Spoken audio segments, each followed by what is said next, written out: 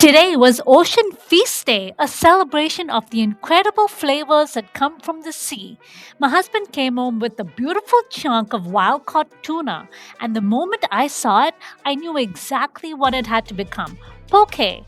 We went step by step, maybe a little wild with the ingredients, tasting as we went and layering it with flavors until it was just right. Honestly, it turned out to be one of the best poke bowls we've ever made together. Half of the fun was experimenting, and the other half was eating it.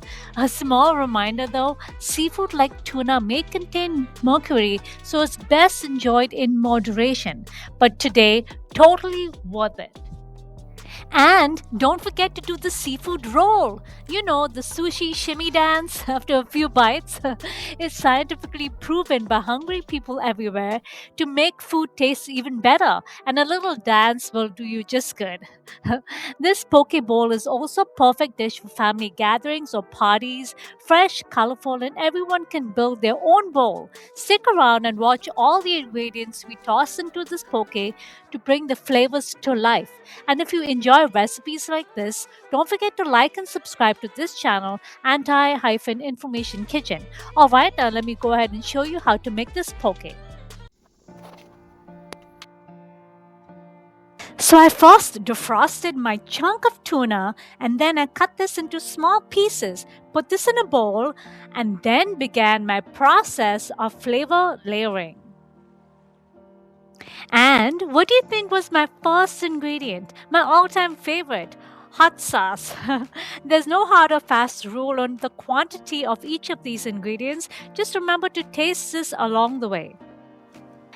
And then I put in some dairy free mayo. You know, I think of this poke as a deconstructed seafood sandwich, just without the bread. Then I put in some gluten-free soy sauce to get that savory, umami, rich, salty flavor. I just wanted that perfect balance. Then I thought of flavorful spice, and I put in my gluten-free, dairy-free Korean fermented chili sauce or gochujang sauce.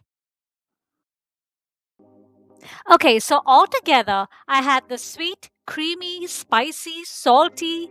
I also had this rice seasoning at home. I used this for my video Wild Caught Gluten Free and Dairy Free Salmon Bake. This is on my channel.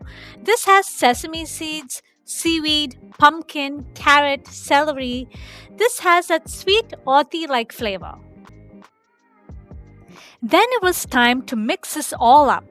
It was so satisfying, I tell you. I was so tempted to try some of this poke too, which I did because it's important to taste this at every step. I also added some avocado, and avocado is the last ingredient to this poke dish. It was a lot of fun to taste this and then add more flavorings. It does get messy too. I also added a little bit of sesame oil since this had a nice nutty aroma.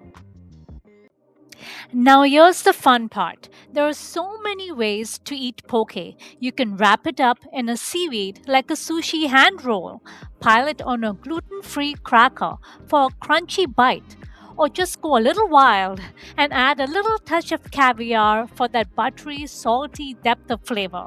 Every bite was different, and honestly, I was in absolute seafood heaven.